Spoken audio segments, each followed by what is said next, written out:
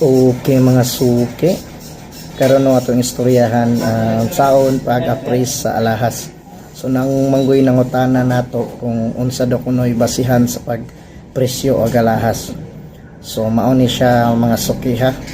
Una, karat determination sa item.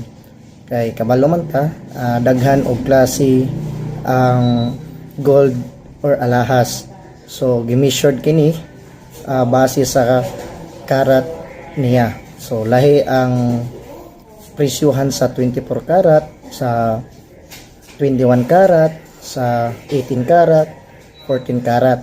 So depende kung unsay karat sa item. Kaduha, iyahang timbang. Says nakadepende po ang ato ang presyo kung pila iyahang timbang no sa item. Kay per gram man ang ato ang presyuhan ni ana. Ikatulo, ang item status. So pasabot kung unsay status sa imong alahas, kung kini ba na ay lumping, putol, sinuldahan.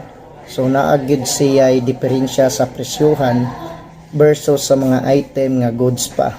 Katong mga wala pay putol or walay solda. So mauna ang ato ang tulo ka kinahanglan nga pagpresyo sa ato ang mga items mga suki ha. So ayaw kalimot og like and share and follow na din mga suki.